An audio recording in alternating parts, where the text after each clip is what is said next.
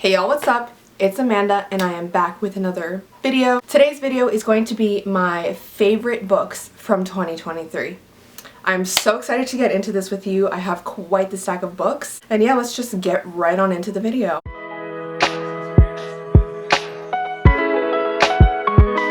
So in this video, I just wanted to say it's safe to assume that all these books got 5 stars from me. And before I get into the list of books, I had quite a few rereads this past year, and I didn't include all of them because like pretty much every single reread that I had was a 5-star.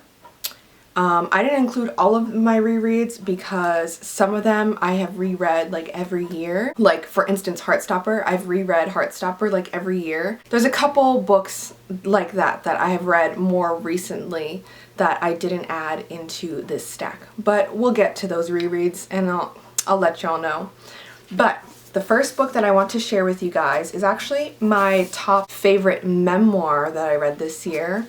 And this is Viola Davis's Finding Me. This book is phenomenal. I truly think that it's stunning and it's very real and raw. It's a raw look at like what living in poverty is like as a Black woman. Especially, I think she said she grew up in like the 1960s and she grew up in Rhode Island. And so, like I said, it's a very real and raw book.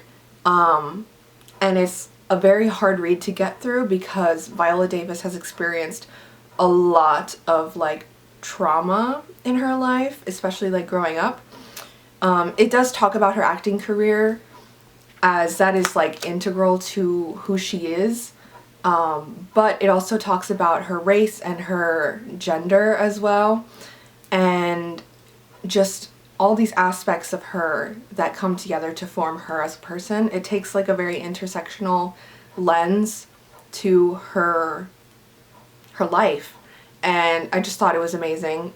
It was like literally the best memoir that I read this year, and I read a lot of memoirs. I read 12 memoirs this year, so this is the best of those that I read. Next, I have some graphic novels. I have 2 graphic novels, but they're part of like the same series, so I'm just kind of lumping them together.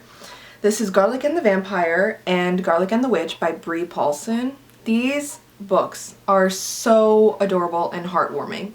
So these books follow Garlic, who is the main character, the titular character, as she goes on different adventures and the anxiety that she feels throughout her adventures. It's a really adorable series. I loved it, and it talks about mental health a little bit, and it talks about making friends and all this stuff, like all this heartwarming stuff. So I really recommend if you're looking for a cute, fun read, these books, these graphic novels are the way to go. Next, I have another series of graphic novels. This is the Lightfall series. So the first one is Lightfall, The Girl and the Galdurian.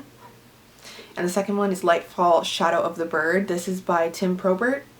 And these books, I will put them this way, these books are fantastic. This also centers around a main character who has anxiety, and it is just so adventurous. First off, like they're not just like hanging out and chilling like in Garlic and the Vampire and like making friends. They are making friends, but they're going on adventures.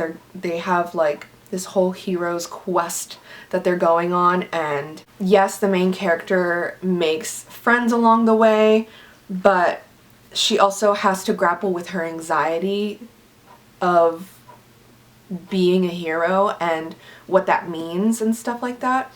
And I just thought it was so beautifully done. Also, it is beautiful, like the illustrations, the graphics.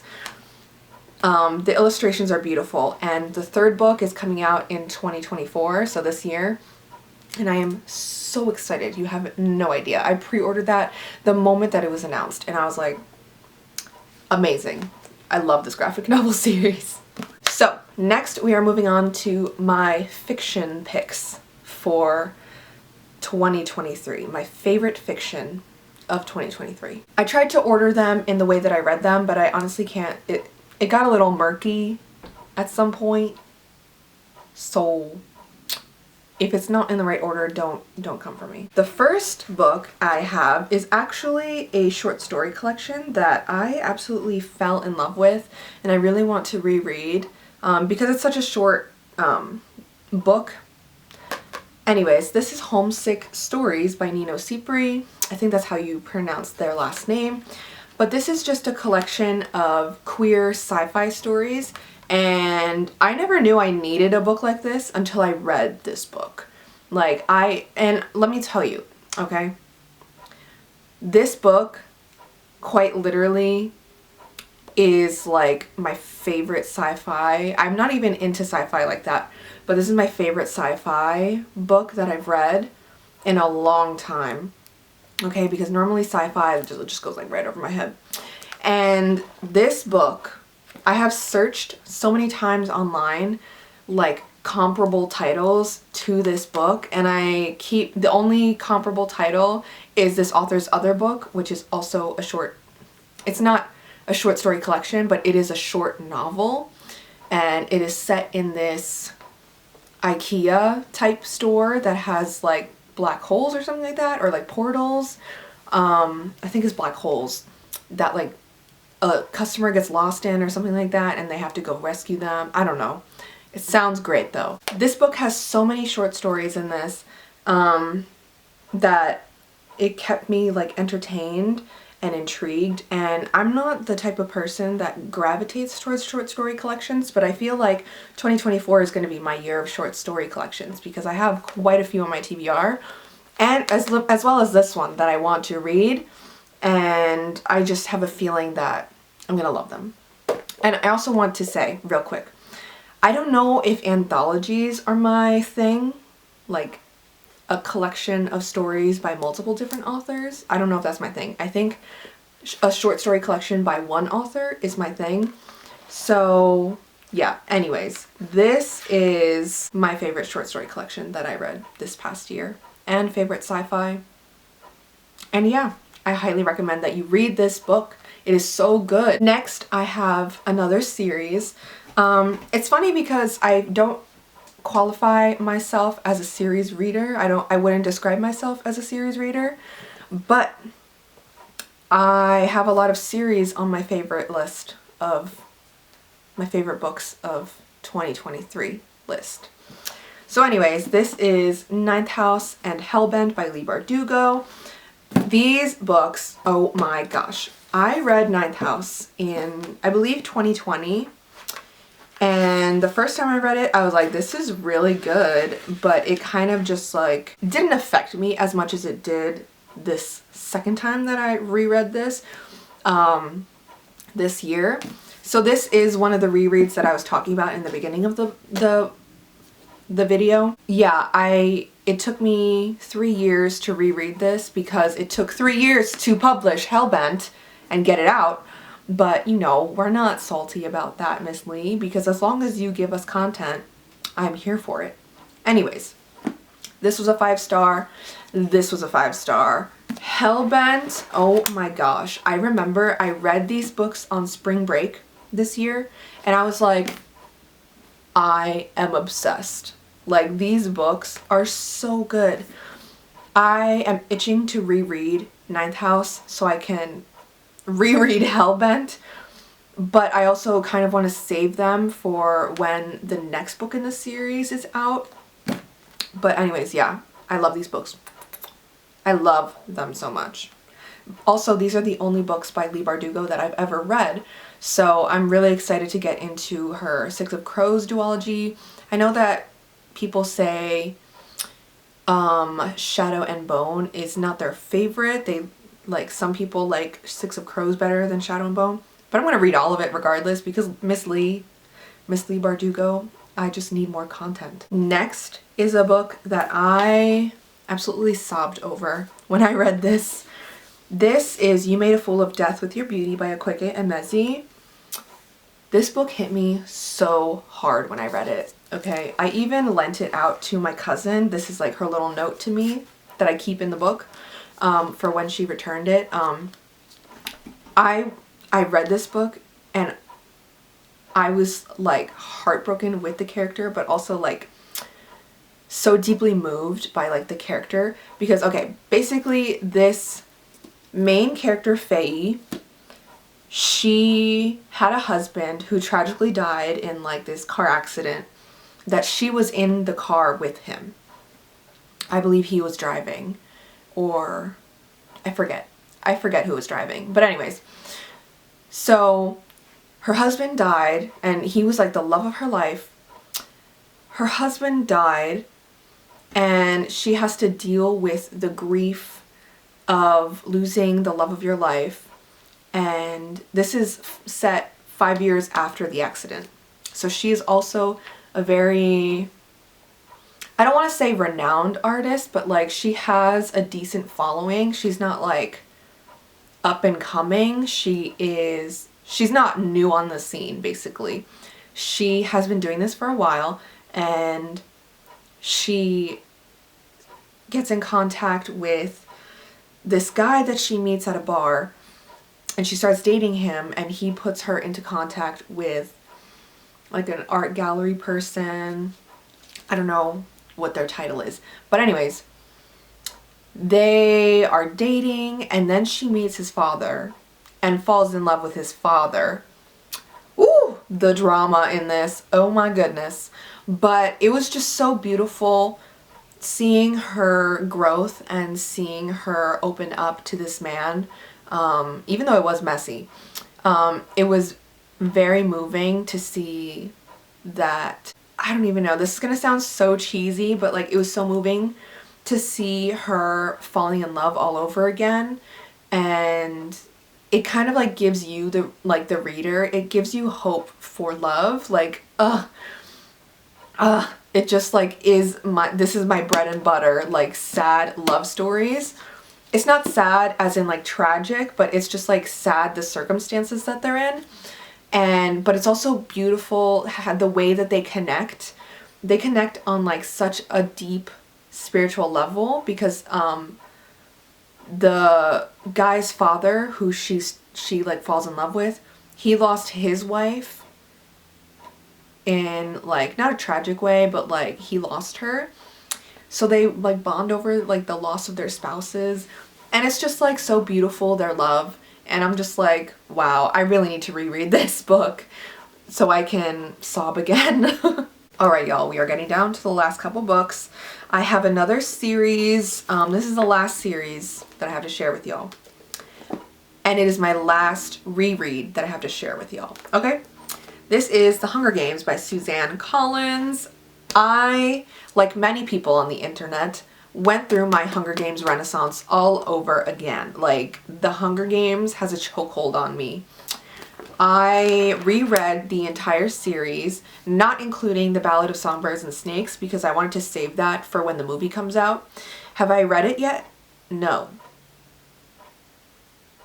But I will. Anyways, I gave this whole series 5 stars, and I was sobbing all over again from the events of these books.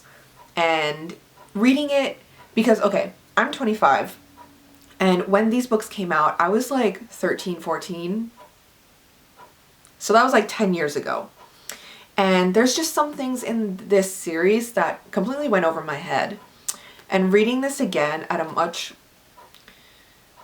older, not that I'm like much older, I am by like a decade, but like, you know, I'm still in my youth, you know what I mean? But like, the fact that I was able to understand more about this just made the story even more compelling, even more like gut-wrenching and heartbreaking, and just all the feels for this series. Miss Suzanne Collins, like, she did the most with this series, and I love her for it. Alrighty, y'all. Second to last is, not that I didn't rank these books, okay? These are just the order that I read them in, okay? I did not rank these books. But this next book is Rouge by Mona Awad.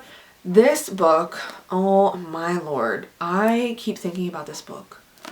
Like, just everything about this book is wild to me. I don't know.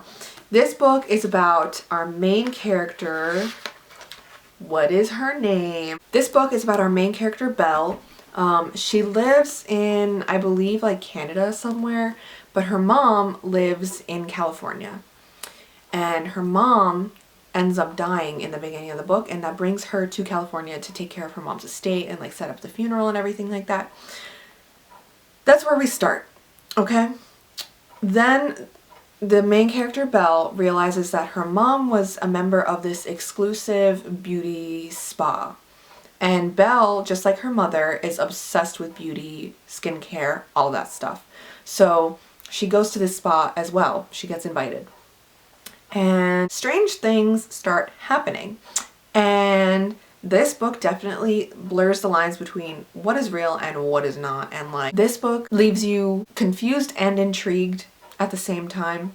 And then the ending, it was good. I rated this a 4.5 because the ending was like not my favorite. But I did enjoy the ending. So that is the only reason why it is not a 5. But I still loved my time reading this book. I really want to listen to the audiobook with this because I don't know if you can tell, this is an ARC copy, and I, at the time of reading, did not have the audiobook. So I really want to get to the audiobook of this and reread this again. Lastly is one of the last books I read this year. I finished this maybe like 4 days ago. This is Bloom by Delilah S. Dawson. I have never read a book by Delilah S. Dawson. She has a ton of books out. But this book follows your main character.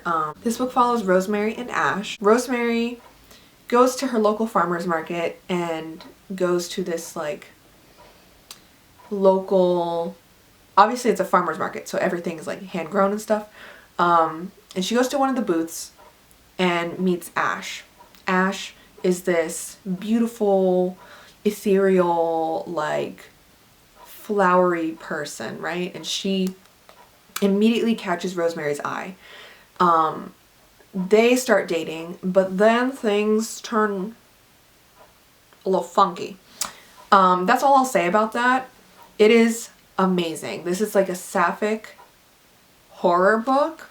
So if that tells you anything, I'm obsessed. I love this book so much. I gave this 5 stars and I was just like jaw on the floor when I read the ending of this book. I really want to reread this book, but I have to say, okay, see how short this is? I thought, oh wow, I'll just find the audiobook for this and I'll run through it like real quick. There is no audiobook for this book. That is criminal. I want to hear this story, okay? And it just, I can't, there is no audiobook. They haven't made an audiobook for this. And I live and breathe audiobooks. So it was very sad. But that doesn't mean that I let that stop me from reading it. Like, I just physically read this and it was still amazing. Chef's kiss. So good. I highly recommend that you read this, and as well as like all the books that I've mentioned. If you are like me and you like weird horror books and also romance, that is my vibe right there. Not horror and romance, but also like that can happen, but like weird horror on one hand and then romance on the other hand. And you know, like sometimes they intermix, but like sometimes they don't, and sometimes that's like good. You know what I mean? Like it's all just good. Alright y'all, these are my favorite books of 2023. I basically gave all of these 5 stars except for Rouge, like I said. But these are my favorite books. Like absolute favorite, top tier, love them so much. Can't want to reread all of them type of books that I read in 2023. I'm gonna put this down now. And yeah, thank you so much for watching. Leave a comment down below of a book recommendation for me based on my top books of 2023, okay? If you have read any of these books, or even if it's just one book and you have a book that you think I will like based off of that one book, let me know in the comments, okay? Thank you so much for watching. Like I said, all of my social medias will be linked in the description. I have Instagram, Threads, TikTok, Storygraph, and Goodreads. So friend me on there, add me, whatever it is, and I'll see y'all in the next one. Bye.